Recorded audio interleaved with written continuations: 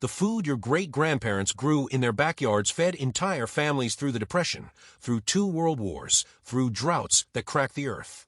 Today, most Americans cannot name 5 plants that could keep them alive if the grocery store closed for a month. That is not an accident.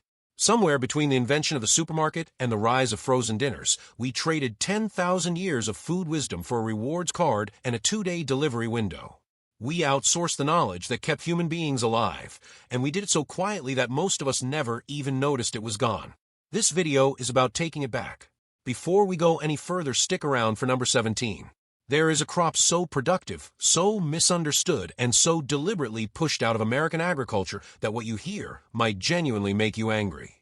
And number 20 is the one this entire list has been building toward, a survival crop so powerful that ancient civilizations literally organized their entire calendar around it. If you are the kind of person who believes the old ways deserve to be remembered not just by historians but by families, by gardens, by dinner tables, hit subscribe. You are joining people who choose to remember what the world forgot. Here are 20 survival crops that feed your family all year, ranked from remarkable to absolutely unforgettable. Number 1. Amaranth. The grain that fed empires. Long before wheat ruled the Western world, a grain was feeding millions across the highlands of Mexico and the Andes. The Aztec people called it whatli, and they consumed it in quantities that rivaled corn itself. Archaeological records from as early as 4000 BC show amaranth cultivated across Mesoamerica as a primary staple, not a supplement, not a side crop, but the backbone of civilization. When Spanish conquistadors arrived in the 1500s, they recognized immediately that this plant was central to Aztec culture, religion, and survival. So they banned it. They burned fields. They made cultivation punishable by the amputation of a hand. A grain that had fed empires for 4,000 years was nearly erased in a generation. Modern nutritional science confirms what the Aztecs already knew. Research shows amaranth contains complete protein, meaning it carries all 9 essential amino acids, something almost no other grain on Earth can claim. Studies also document significant levels of lysine, iron, and calcium, with documented anti-inflammatory compounds. You can grow amaranth almost anywhere in the United States. Harvest the seed heads when they dry on the stalk, thresh them by hand, and the tiny seeds can be boiled like porridge, popped like popcorn, or ground into flour that makes dense, nutrient-heavy flatbread.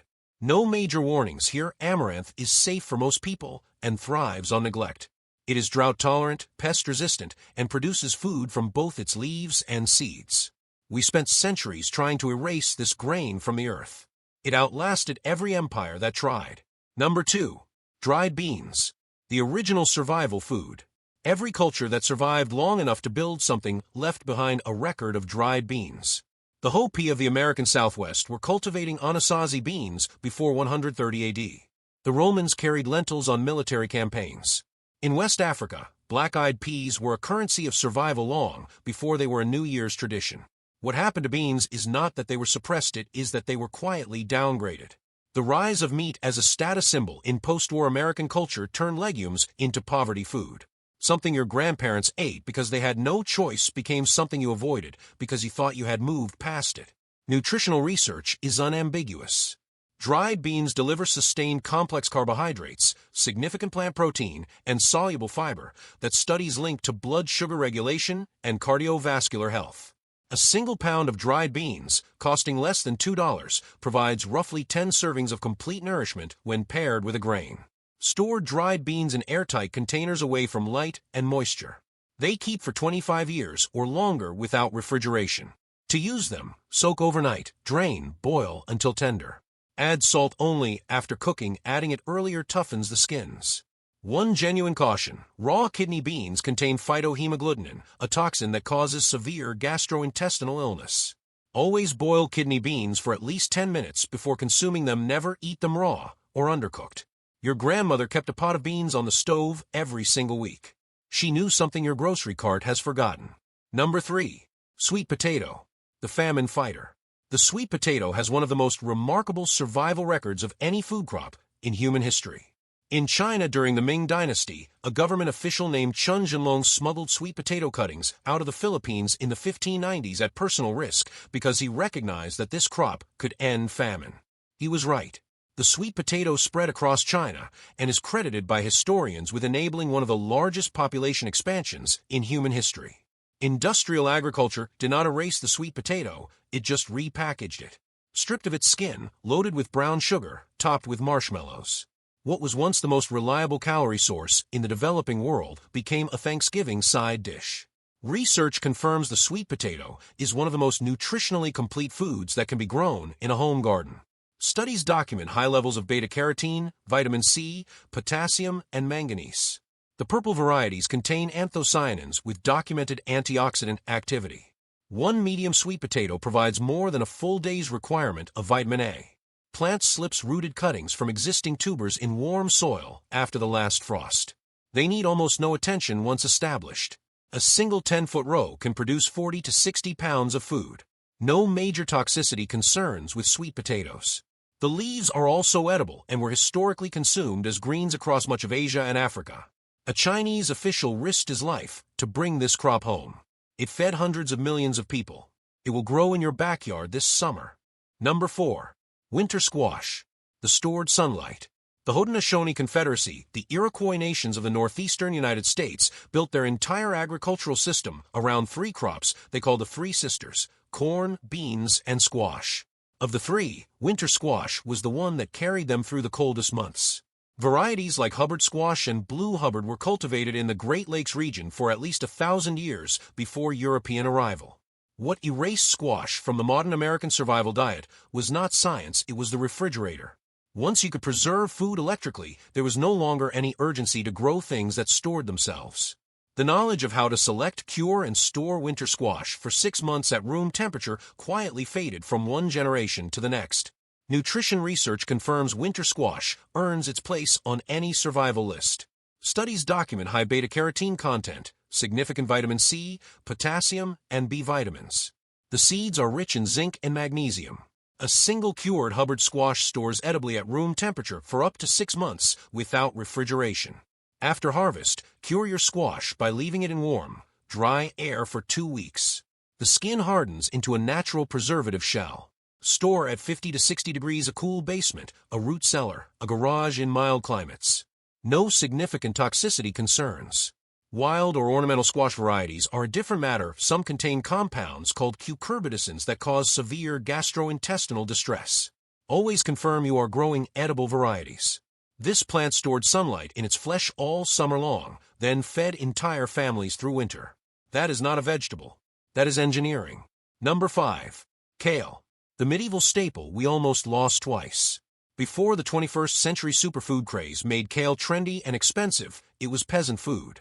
In medieval Scotland and northern Europe, a variety called borkole kept poor families alive through winters so brutal that livestock died in the fields.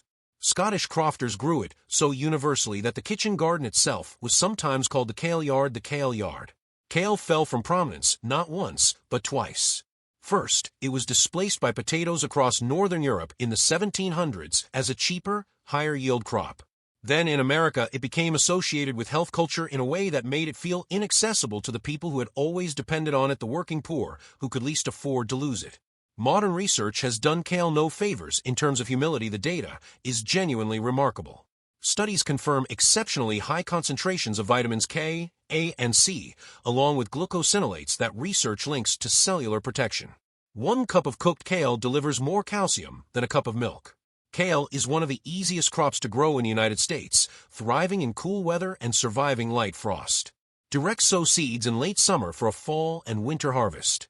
Harvest outer leaves continuously, and the plant keeps producing for months. One genuine warning: kale is high in vitamin K, which affects blood clotting. People taking warfarin or similar blood thinners should not dramatically increase kale consumption without consulting their doctor first. Scottish families once named their entire garden after this plant. They understood something about dependability that we are only now beginning to remember. Number 6. Sorghum. The grain America tried to forget. Sorghum arrived in the United States with enslaved Africans in the 1700s, carried as seeds sewn into clothing, hidden in braided hair, smuggled across the Atlantic by people who understood that this grain was survival itself. In the Sahel region of West Africa, sorghum had been cultivated since at least 3000 BC as the primary crop in one of the harshest growing environments on Earth. The grain was deliberately pushed out of mainstream American agriculture in the 20th century as corn became industrially profitable. Sorghum did not fit the emerging model of patented seed, chemical fertilizer, and industrial processing. So it was reclassified from human food to animal feed, and a generation grew up not knowing it was ever anything else. What research reveals about sorghum is striking. Studies confirm it contains significant antioxidant compounds, including 3-deoxyanthocyanidins, which are found in almost no other food source. It is naturally gluten-free, drought-resistant, and produces reliable grain yields in soils where corn would fail entirely. Sorghum can be popped like popcorn, ground into flour, or fermented. Traditional African preparation includes a fermented porridge that research links to enhanced mineral absorption, meaning the traditional preparation method was nutritionally superior to the modern processed version. No significant toxicity in properly processed sorghum. However, immature sorghum plants contain durin, a compound that can release hydrogen cyanide under certain conditions, always allow the grain to fully mature before harvest. People smuggled this seed across an ocean to keep their families alive. We reclassified it as chicken feed. That is the kind of forgetting this channel exists to undo. Number 7. Malabar spinach. The summer green nobody grows. Most Americans grow their leafy greens in spring and fall, then stop when summer heat arrives. In coastal India and Southeast Asia, that gap was filled for over 2,000 years by a plant called Bala alba Malabar spinach. Ancient Ayurvedic texts reference it by the Sanskrit name pataki as far back as 500 BC, used both as food and as treatment for inflammation. What happened to Malabar spinach in America is simply that it was never widely introduced. European colonizers brought their own leafy greens, Swiss chard, regular spinach, and the heat-tolerant wisdom of the tropics did not make the journey. One gap in one botanical import and an entire category of summer food vanished from the American gardening vocabulary. Research on Bala alba confirms remarkable nutritional density. Studies document high iron, calcium, and vitamin C content, along with mucilaginous compounds that research links to anti-inflammatory effects in digestive tissue. In hot, humid climates where conventional spinach bolts within weeks, Malabar spinach thrives. Plant seeds or cuttings after your last frost date. Provide a trellis, this plant climbs aggressively. Harvest young leaves continuously. In warm climates, it produces all summer long without bolting or turning bitter. No significant toxicity. The only caveat, the berries produce a vivid purple-red dye that stains clothing permanently. Harvest leaves avoid the berries unless you are prepared for the consequences. While the rest of your garden is gasping in July heat, this plant is climbing toward the sun and producing food. It has been doing exactly that for 2,000 years. Number 8. Lentils. The oldest cultivated crop on Earth. Archaeological evidence from the Fertile Crescent places lentil cultivation at approximately 8,000 BC, making it one of the oldest intentionally grown crops ever discovered. The ancient Egyptians stockpiled lentils in grain stores alongside wheat and barley. Lentils appear in the Book of Genesis. Roman soldiers were rationed lentils on campaign because the military understood their caloric reliability. Lentils were pushed aside in modern American food culture through a combination of factors: the protein narrative that required meat at every meal, the rising incomes that made legumes feel unnecessary, and an agricultural system that had no profitable reason to promote a crop that reproduced itself freely without patented seed. Nutritional science has since confirmed everything ancient civilizations already knew. Studies show lentils deliver iron, folate, protein, and sustained complex carbohydrates with documented benefits for blood sugar regulation. 1 cup of cooked lentils provides approximately 18 grams of protein and 16 grams of fiber. Lentils are among the most low-maintenance crops you can grow. Direct sow in cool spring soil, stake lightly, and harvest pods when they turn tan and papery. Unlike beans, lentils require no soaking. They cook in under 30 minutes, making them extraordinary fuel during any crisis situation. No major toxicity concerns. Lentils do contain lectins and phytic acid, which some research links to nutrient absorption interference. Traditional long cooking and rinsing methods effectively reduce these compounds. 8,000 years of continuous cultivation across every civilization that tried them. That is not a food trend. That is the oldest endorsement in human history. Number 9. Moringa. The miracle tree kept off your radar. In northern India and across sub-Saharan Africa, a tree with feathery green leaves has been called the miracle tree for generations. The Mauryan Empire of ancient India documented Moringa cultivation as early as 150 BC. The The Ptolemaic Egyptians extracted oil from morina seeds for use in perfume and medicine. Every part of this plant, leaves, pods, seeds, roots, was used by civilizations separated by thousands of miles and thousands of years. What suppressed morina in the Western world is pharmaceutical economics. When research began confirming that morina leaves contain documented nutrients that rival or exceed many expensive supplement products, the response from industrial food and pharmacy was not adoption, it was silence. A plant that anyone can grow in a warm climate does not generate recurring revenue. Research on morina oleifera is extensive. Studies confirm the leaves contain significant concentrations of iron, calcium, potassium, and all essential amino acids. Research documents anti-inflammatory activity and demonstrates morina leaf powder has shown blood sugar modulating effects in multiple documented studies. In USDA zones 9 through 11, morina grows as a perennial tree. In colder zones, grow it as an annual or in a container you bring indoors. Harvest young leaves continuously. The dried leaf powder keeps for months and can be added to soups, stews, or water. Caution: morina root contains spirochin, a compound with documented neurological toxicity. Eat only the leaves, pods, and seeds. Never prepare or consume the root. Every major pharmaceutical company has done research on morina. None of them want you growing it in your backyard. That should tell you something. Number 10. Cowpeas, the freedom crop. Black-eyed peas, crowder peas, field peas, these are all cowpeas, and their history in America is one of the most suppressed food stories on this continent. Brought to the American South by enslaved West Africans in the 1600s, the cowpea was so productive, so nutritious, and so independent of industrial input that it was once called the freedom crop, a plant that could keep a family fed without ever needing to buy anything from anyone. In the decades after industrial agriculture consolidated power, cowpeas were reclassified, not banned, just systematically excluded from research funding, from land-grant university promotion, from USDA crop insurance programs.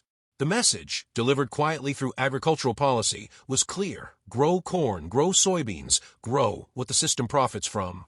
Research on Vigna unguiculata confirms cowpeas are exceptional. Studies document high protein content up to 24% by weight in dried form, along with significant iron, folate, and slow-digesting carbohydrates that studies link to sustained blood sugar stability. They fix their own nitrogen, meaning they fertilize the soil as they grow. Plant cowpea seeds directly in warm soil after last frost. They tolerate heat, drought, and poor soil that would defeat most crops. Harvest green pods for fresh eating or allow to dry on the plant for long-term storage. No major toxicity for properly cooked cowpeas. Like all legumes, they contain compounds reduced by thorough cooking. They tried to make this crop invisible. They did not succeed. Across the rural South, across West Africa, across the Caribbean, the cowpea kept feeding families who had been told they did not matter. The plant did not agree.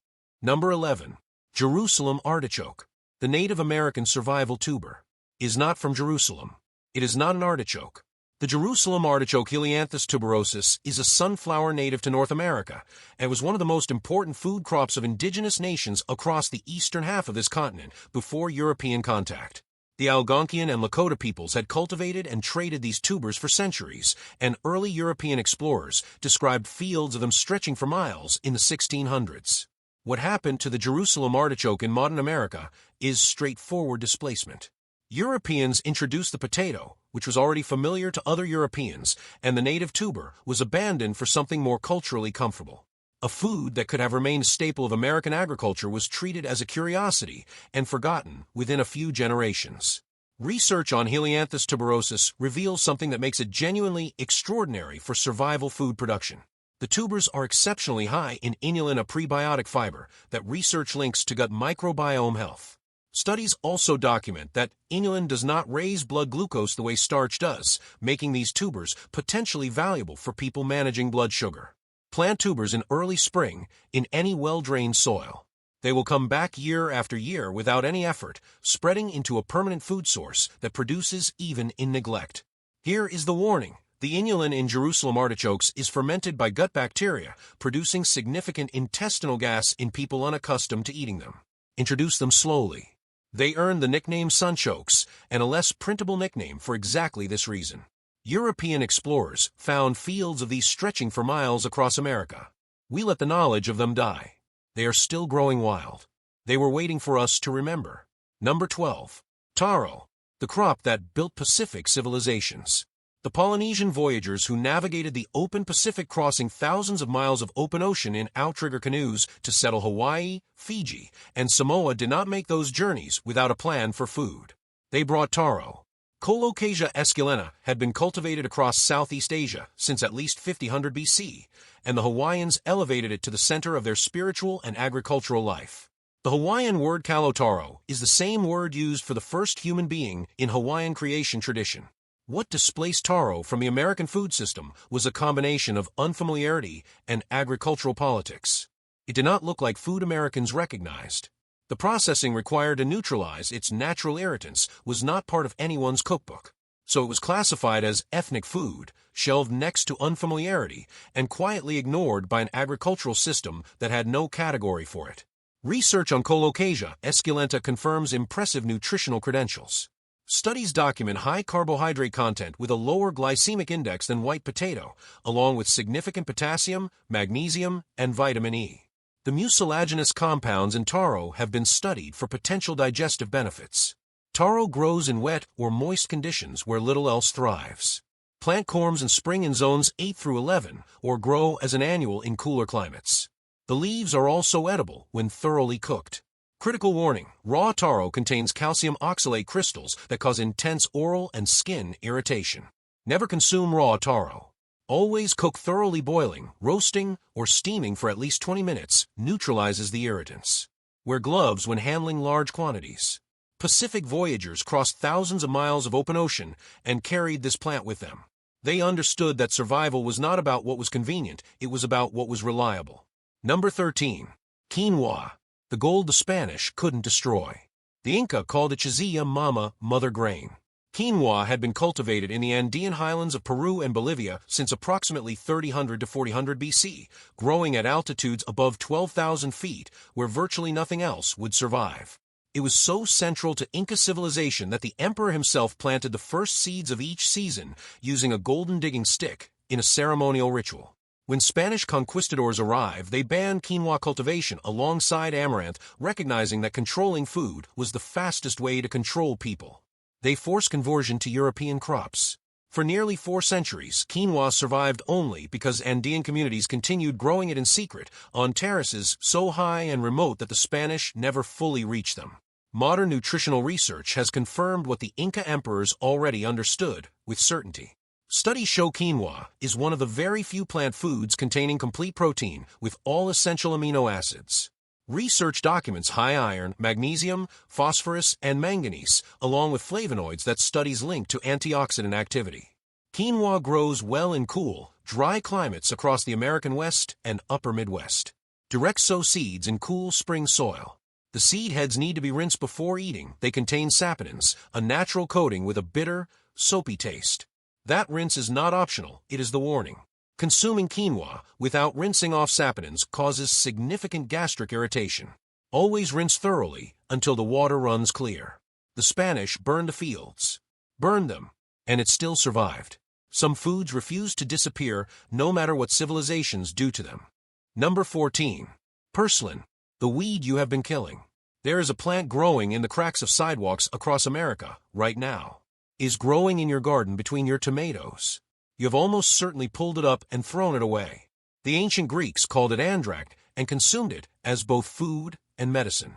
Mahatma Gandhi documented eating purslane during fasts. Indigenous peoples across North America had names for it and used it as a summer green for centuries before European contact. The story of purslane in modern America is not suppression. It is something more embarrassing. We reclassified one of the most nutritious wild plants on the continent as a weed and spent decades killing it with herbicides. Research on Portulaca oleracea reveals something genuinely startling. Studies confirm purslane contains more omega-3 fatty acids than any other leafy plant ever tested. It is not close. The documented omega-3 content of purslane rivals some fish, and it grows without anyone planting it, watering it, or feeding it. Harvest young stems and leaves in the morning when they are most succulent. Eat raw in salads, sauté in olive oil with garlic, pickle the stems, or add to soups. The texture is slightly mucilaginous, similar to okra. One caution: Purslane is high in oxalic acid, which research links to kidney stone formation in susceptible individuals. People with a history of calcium oxalate kidney stones should consume it in moderation. You have been paying money for omega-3 supplements while pulling this out of your garden and throwing it in the trash. Let that land for a moment. Number 15. Tepary bean. The desert survival crop. In the Sonoran Desert of the American Southwest, one of the harshest environments on Earth, the Tohono O'odham people cultivated tepary beans for at least 5,000 years. They planted them in washes where summer monsoon rains collected briefly, and the beans matured on moisture that would kill most crops. The O'odham name for August translates to the moon. When the tepary beans are dried, this single crop was so important it became the name of a month. Industrial agriculture had no use for tepary beans because they cannot be grown efficiently by machine. The pods mature irregularly. The plants do not respond well to mechanical harvesting. So they were excluded from the seed catalogs, excluded from university research programs, and within a few generations, most Americans had never heard of them. Research on Phaseolus acutifolius is remarkable. Studies document that tepary beans have the lowest glycemic index of any bean tested, meaning they cause the slowest, most stable blood sugar response of any legume. For communities managing diabetes, a crisis in many indigenous populations, this is clinically significant. Research also confirms exceptional heat and drought tolerance that modern plant breeders are now trying to engineer into other crops. Grow tepary beans in hot, dry climates with minimal supplemental water. They thrive on neglect in the conditions that defeat conventional beans. Harvest when pods are dry and papery. No significant toxicity beyond standard legume cautions about thorough cooking. The O'odham named a month after this bean. They understood that survival meant building your calendar around what fed you, not around what the market told you to plant.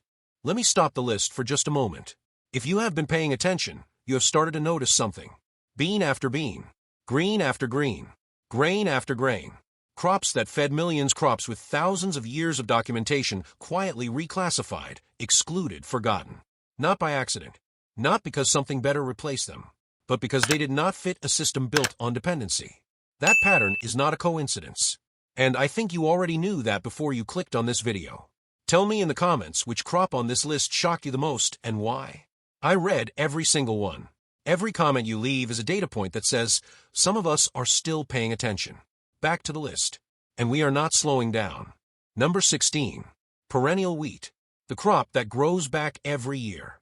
Every form of wheat most Americans have ever eaten required a farmer to plow a field, plant seed, grow a crop, harvest it, and start over from zero the following year. For 10,000 years, that was the only option.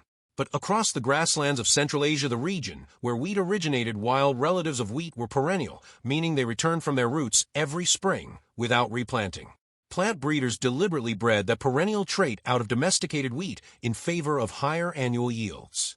It was a rational trade-off at the time, but it created an agriculture completely dependent on annual input: seed, fuel, fertilizer for every single harvest.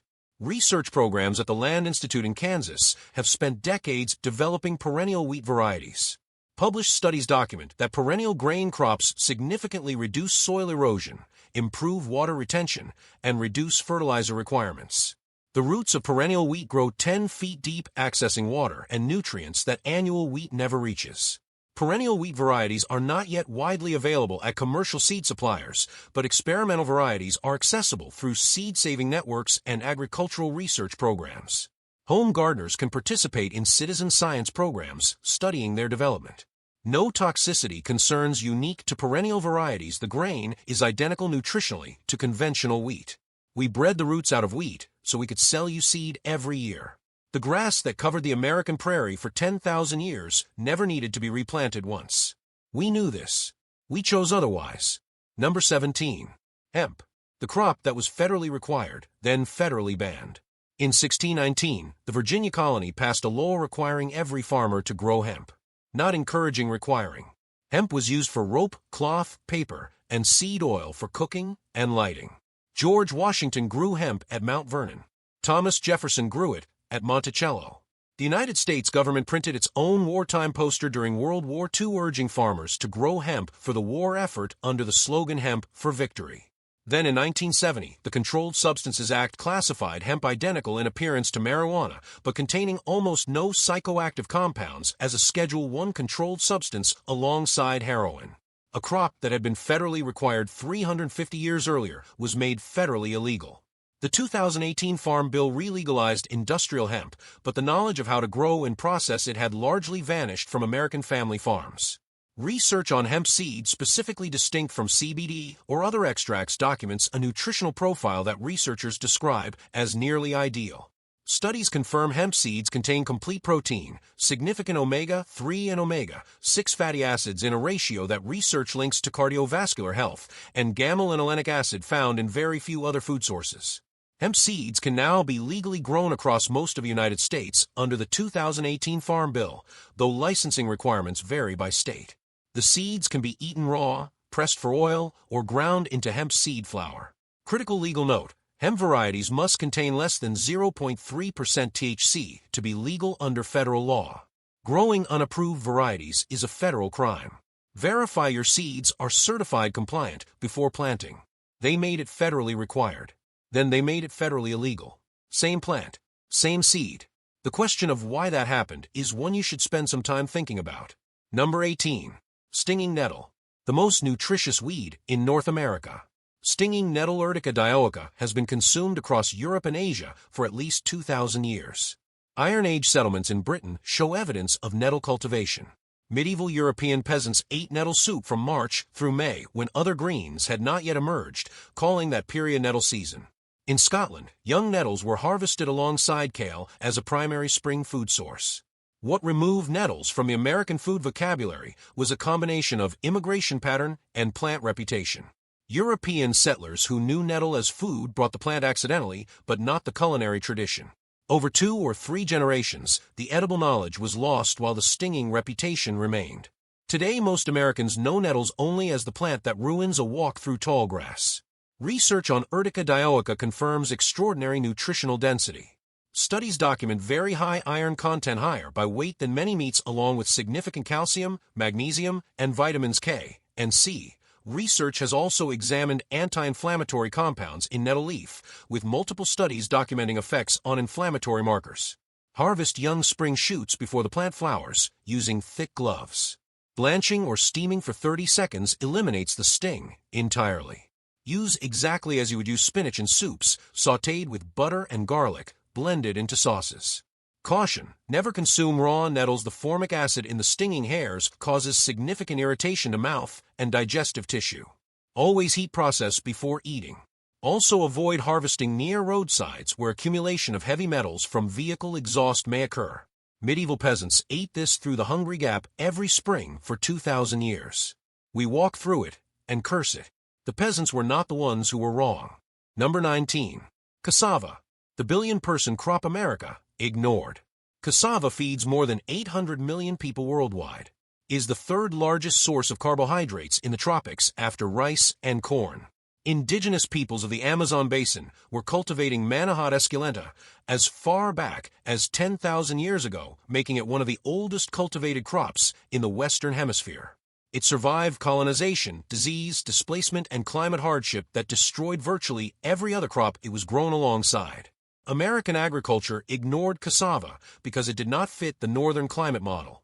The crop requires a long, warm, frost-free growing season, limiting it to Florida, the Gulf Coast, and parts of California.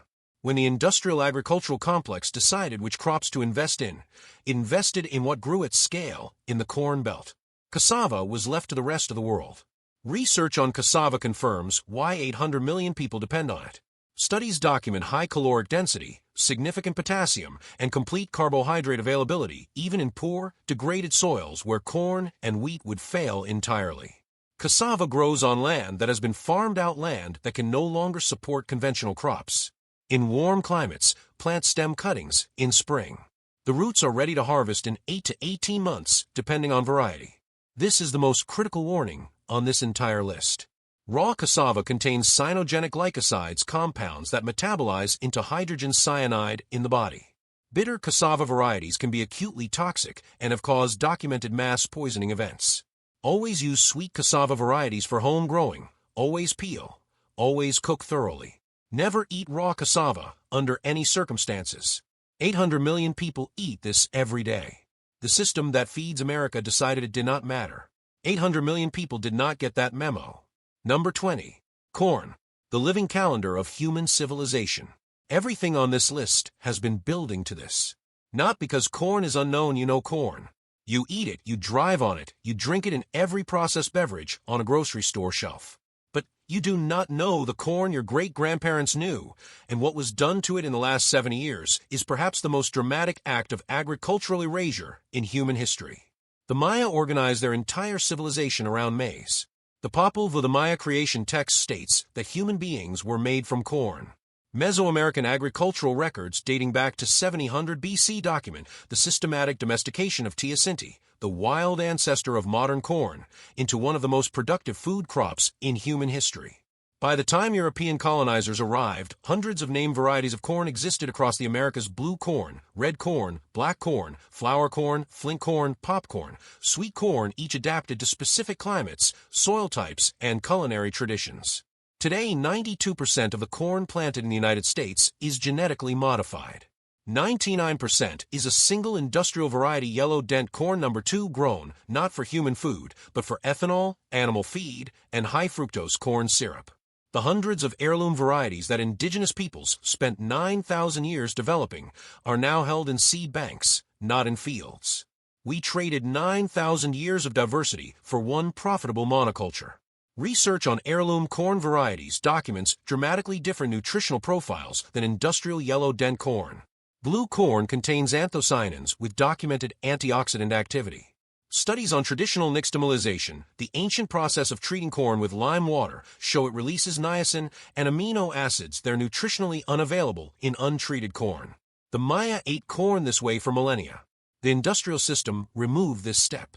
Grow heirloom corn: blue Hopi corn, glass gem, bloody butcher, painted mountain. Save your seed every year. The varieties kept alive through seed saving today exist only because individuals chose to protect them.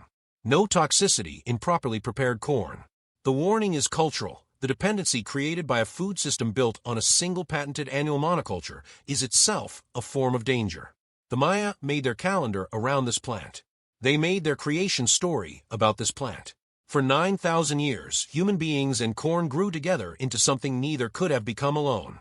Then, in the span of one human lifetime, we handed that relationship to a handful of corporations and forgot we ever had it. That is the most important thing this video could leave you with. The knowledge of what we gave up, and the decision about whether we are willing to take it back. 20 crops. Thousands of years. Every civilization that built something worth remembering, every people who survived drought and conquest and famine, and the quiet violence of being forgotten, left behind a garden. They left behind seeds. They left behind the knowledge of what grew, what stored, what healed, what fed. That knowledge was not lost because it stopped working. It was pushed aside because it could not be packaged, patented, or sold in a subscription. What you have just heard is not history. It is a map back to something real. Here is your challenge. Choose one crop from this list, just one that you can plant, forage, or source this season. Not 20. Not a survival garden overhaul.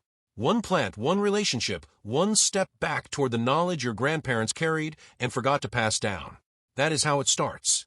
If this video changed how you think about what grows around you, hit like.